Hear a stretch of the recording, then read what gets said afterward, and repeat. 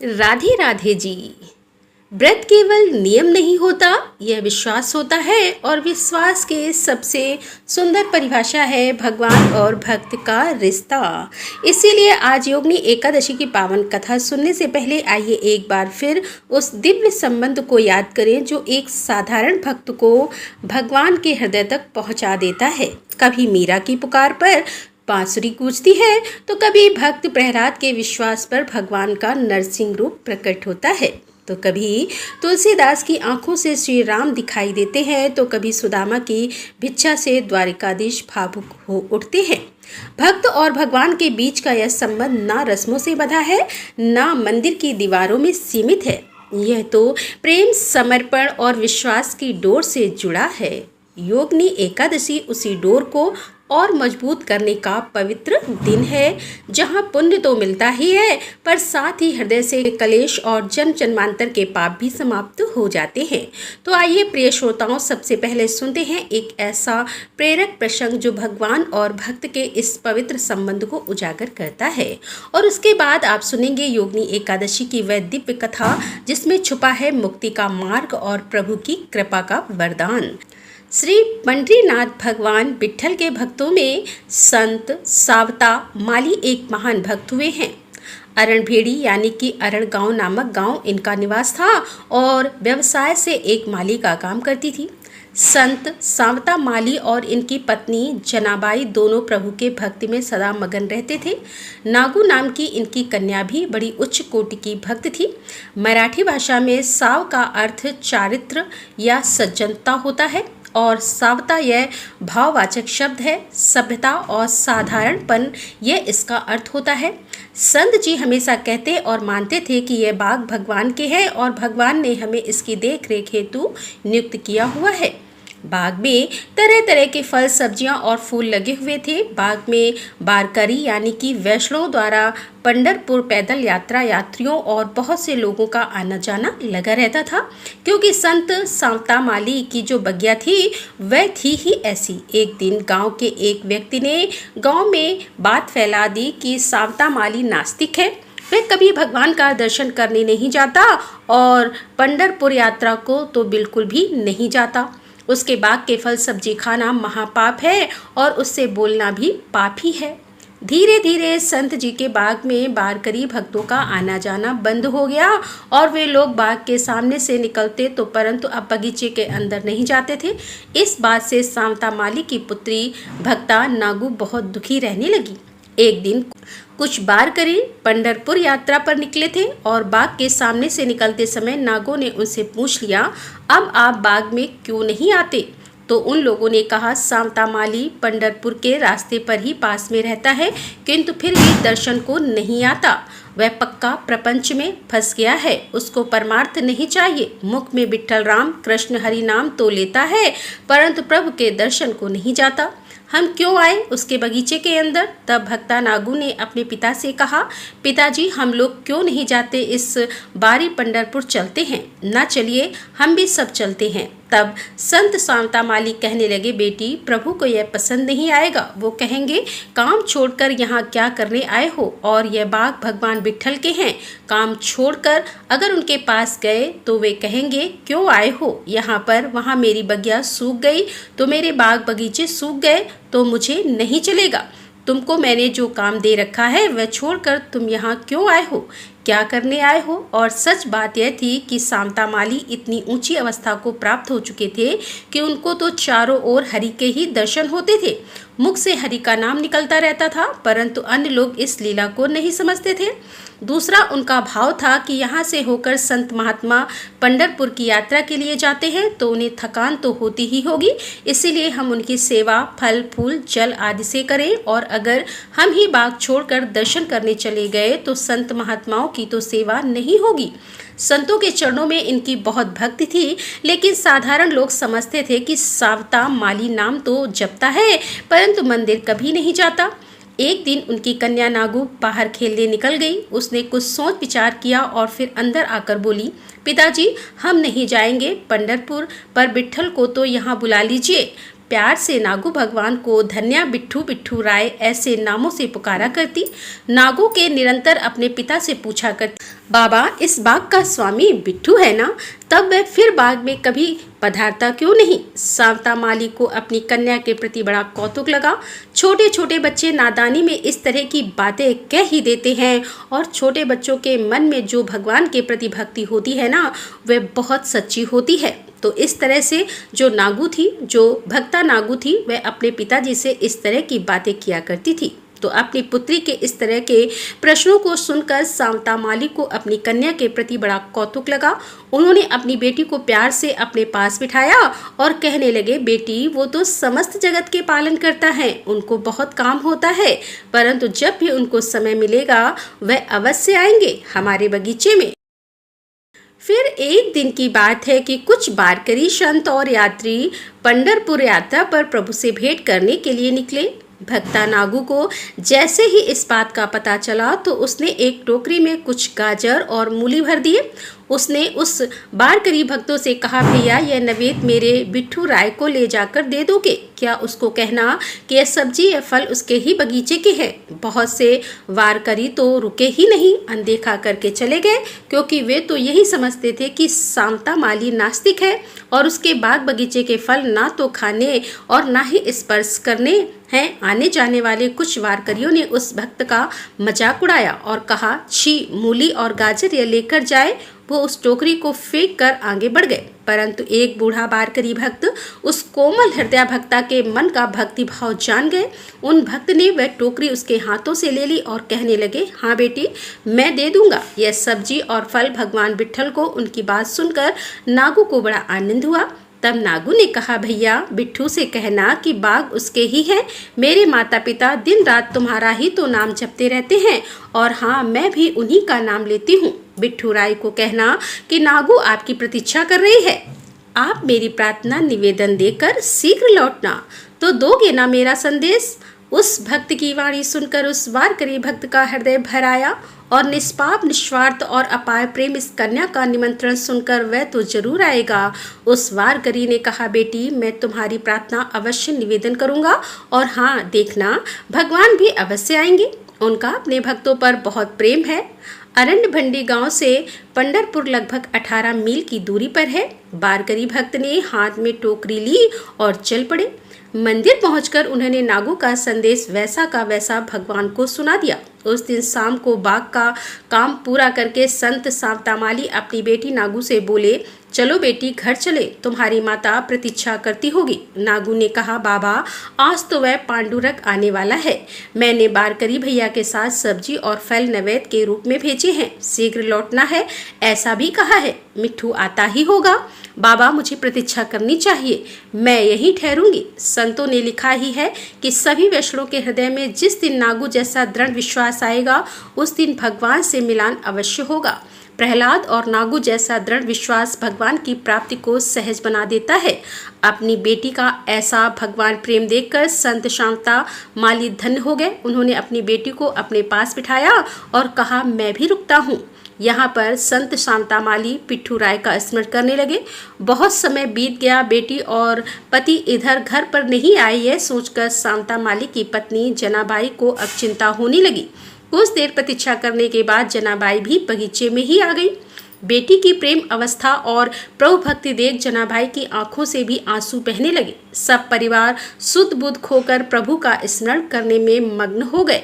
नाम जप करते करते पूरी रात बीत गई। किसी को पता ही नहीं चला कि नागू ने भगवान का दर्शन प्राप्त करने के लिए बस रट लगा ली थी। यहाँ तक कि उसकी रट ऐसी थी कि ऐसी जिद उन्होंने पकड़ ली कि अन्न जल त्याग दिया और भजन में ही लगी रही। उधर बूढ़े वारकरी भक्त ने जैसे ही भगवान को नागों का संदेश सुनाया और फिर प्रणाम किया, उसी क्षण तत्काल प्रभु मंदिर से बाहर चले गए और सीधे संत सांवता के बाग में चले गए। सांवता माली के पास जब प्रभु आए तब प्रभु के दर्शन केवल सांवता माली को ही हुए थे। उन्हें देखकर संत जी ने विचार किया, अब इस सुंदर बिट्ठू को कहाँ रखें और क्या करें। आहा, ऐसी हलचल उनके मन में होने लगी। अब श्री कृष्ण तो नटवर है, उनकी लीला को भला कौन समझ सका है। प्रभु ने विचित्र लीला की और भगवान पांडुरंग कृष्ण बोले, बाबा बाबा मेरे पीछे लोग पड़ गए हैं, आप हमको कहीं छुपा लो। संत जी ने यहाँ देखा वहाँ देखा कि कहाँ छुपाएं, परंतु बगीचा तो खुला था, छुपने की जगह थी ही नहीं। संत तो सरल हृदय और भोले होते हैं। बिना कुछ सोच विचार के संत सांवता माली ने सब्जी काटने वाला खुरपा लेकर अपने हृदय और पेट के बीच वाले हिस्से को ही चीर दिया। भगवान पांडुरंग ने अति लघु रूप धारण कर लिया और जाकर सीधा संत सांवता माली के हृदय में जाकर बैठ गए। भगवान भी तरह तरह की रंग बिरंगी लीलाएं करते हैं। भगवान को संत जी के हृदय में रहना बड़ा अच्छा लगा। प्रभु हृदय में विलीन हो गए। संत निरंतर अपने हृदय में उस दिव्य ज्योति का दर्शन करने लगे। उनको दर्शन तो आत्म रूप से होता रहता, परंतु संत जी सोचने लगे कि अब हमारी बेटी और हमारी पत्नी को भला दर्शन कैसे हो। भगवान का साकार रूप तो मेरे हृदय में ही विलीन होकर निराकार हो गया है। अब उस कृष्ण के रस स्वरूप को प्रकट करके बेटी और पत्नी को दर्शन कैसे कराएं। संतों का शरीर ही एक मंदिर है। उनके हृदय में भगवान और भक्ति देवी का निवास होता है। अंग अंग में तीर्थ विराजते हैं। संत केवल मंदिर में ही नहीं बल्कि कण कण में भगवान का दर्शन करते हैं। इस बात की प्रतीक्षा करने के लिए भगवान ने फिर एक लीला की। पंढरपुर में उस दिन बहुत से वारकरी भक्तों का समूह मंदिर में आया, लेकिन प्रभु वहां दिखाई नहीं दिए। अब किसी की समझ में कुछ भी नहीं आ रहा था।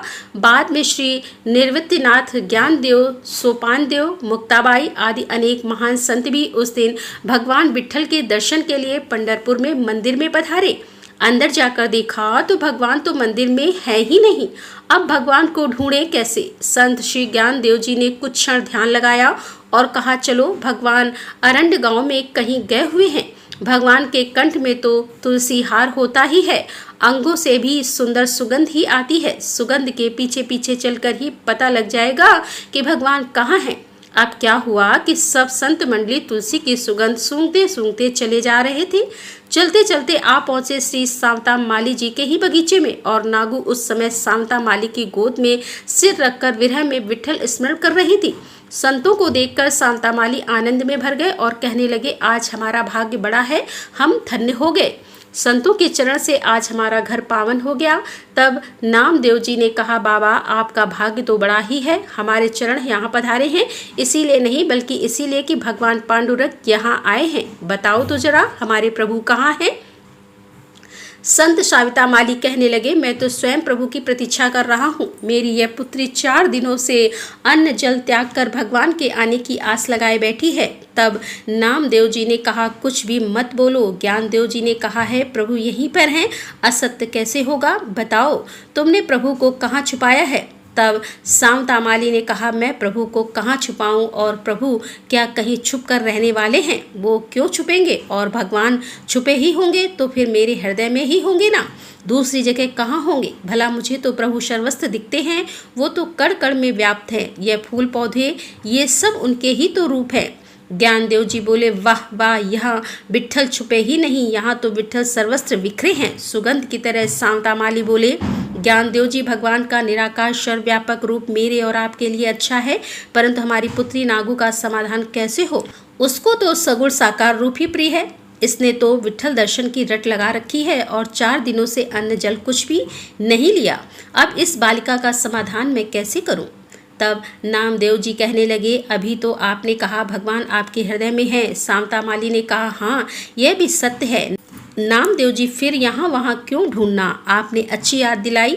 अब सांवता माली ने साग फल काटने वाला खुरपा उठाया और खच्च से अपनी छाती पर मारा और कहा, पांडुरंग विट्ठल मेरे हृदय से बाहर आ जाओ और साकार रूप में दर्शन दो। उनके हृदय से देखते ही देखते एक तेजस्वी प्रकाश निकला और संपूर्ण बाग में तुलसी की दिव्य सुगंधि व्याप्त हो गई।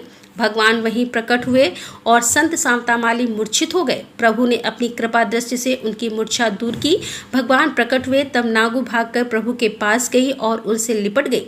नागू ने कहा, बिट्ठू बिट्ठू तुम आ गए। देखो पिताजी, बिट्ठू आ गया, धनी आ गया, मुझे पता था वह अवश्य आएगा। सब संत मंडली ने हरि नाम संकीर्तन किया। उसके बाद सांवता माली ने संतों और प्रभु को भोजन प्रसाद पवाया।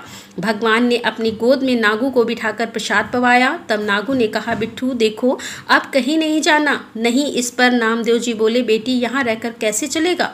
प्रभु को तो जगत के बहुत सारे कार्य करने होते हैं, वे बहुत व्यस्त होते हैं ना, तो यहाँ पर नहीं ठहर सकते। तब नागू ने कहा, हाँ यह भी ठीक ही है, परंतु बीच बीच में आते जरूर रहना, और यह बाग आपका ही है तो, और हम सब आपके सेवक हैं। आओगे ना मिट्ठू? भगवान कहने लगे, हाँ क्यों नहीं आऊँगा, तुमने याद किया ना, तब तब आ जाऊँगा। तुम्हारे प्रेम में बंधकर तो मुझे आना ही पड़ेगा।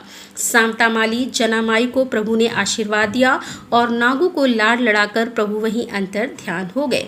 यह थी आज की कथा। सभी मिलकर प्रेम से बोलिए, भक्त शांतामाली की जय, भक्ता जनाबाई की जय, भक्ता नागू की जय। आइए अब पूर्ण श्रद्धा के साथ सुनते हैं योगिनी एकादशी की कथा। कथा का श्रवण के लिए कल्पना कीजिए कि हस्तिनापुर के राजमहल की हस्तिनापुर की दिशा आज शांत नहीं बल्कि जागृत है। दिशाओं में वैराग्य की गूंज है, आकाश में दिव्य रश्मियां नृत्य कर रही हैं और वायु में सुगंध है, ऐसी जो केवल देवता के आगमन से उत्पन्न होती है। महाराज युधिष्ठिर अपने सिंहासन पर ध्यानस्थ हैं। उनके अंतर्मन में एक प्रश्न चल रहा है, ऐसा प्रश्न जो केवल भगवान श्री कृष्ण ही उत्तर दे सकते हैं।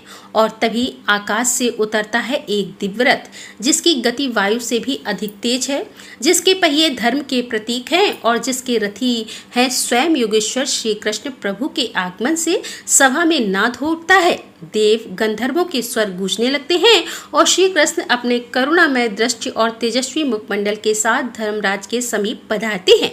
आज वह दिन है जब श्री कृष्ण एक ऐसा व्रत प्रकट करेंगे, एक ऐसे व्रत की महिमा बताएंगे जो न केवल पापों का नाश करता है बल्कि जीवन की मलिनता और रोगों को धोकर आत्मा को परमात्मा से जोड़ देता है। वह व्रत है योगिनी एकादशी। आइए हम भी अपने हृदय के द्वार खोलें, अपने चित्त को स्थिर करें और उस दिव्य संवाद के साक्षी बने जहां पर भगवान स्वयं भक्त को मोक्ष का मंत्र सुना रहे हैं। धर्मराज युधिष्ठिर ने भगवान श्री कृष्ण से कहा कि हे त्रिलोकीनाथ, मैं ज्येष्ठ मास के शुक्ल पक्ष की निर्जला एकादशी का महात्म्य आपके श्री मुख से सुना। अब आप कृपा करके आषाढ़ मास के कृष्ण पक्ष की एकादशी की कथा भी सुनाइए। इस एकादशी का क्या नाम है और महात्म्य है, सो अब आप मुझे विस्तार पूर्वक बताइए। तब श्री कृष्ण जी ने कहा कि हे धर्मराज युधिष्ठिर, आषाढ़ मास के कृष्ण पक्ष की एकादशी का नाम योगिनी एकादशी है। इसके व्रत से सभी पाप ताप नष्ट हो जाते हैं। यह व्रत इस लोक में भोग और परलोक में मुक्ति देने वाला है। हे धर्मराज, यह एकादशी तीनों लोकों में प्रसिद्ध है। इसके व्रत से सभी पाप नष्ट हो जाते हैं। तुम्हें मैं पुराण में कही हुई कथा सुनाता हूँ, ध्यान पूर्वक श्रवण करो। एक बार कुबेर नाम का एक राजा अलकापुरी नाम की नगरी में राज्य करता था। वह शिव भक्त था।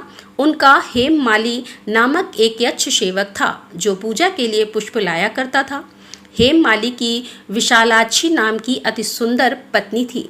एक दिन वह मानसरोवर से पुष्प लेकर आया, किंतु काम वासना के कारण पुष्पों को रखकर घर में अपनी पत्नी के साथ रमण करने लगा। इसी भोग विलास में मध्याह्न का समय हो गया। उधर हेममाली की प्रतीक्षा करते करते जब राजा कुबेर को मध्याह्न का समय हो गया और पूजा का समय निकलने लगा तो उसने क्रोधपूर्वक अपने सेवकों को आज्ञा दी कि तुम लोग जाकर पता लगाओ कि हेममाली अभी तक पुष्प लेकर क्यों नहीं आया। जब सेवकों ने उसका पता लगा लिया तो राजा के पास जाकर बताया कि राजन, वह हेममाली तो अपनी पत्नी के साथ रमण कर रहा है। इस बात को सुनकर राजा कुबेर ने हेममाली को बुलाने की आज्ञा दी।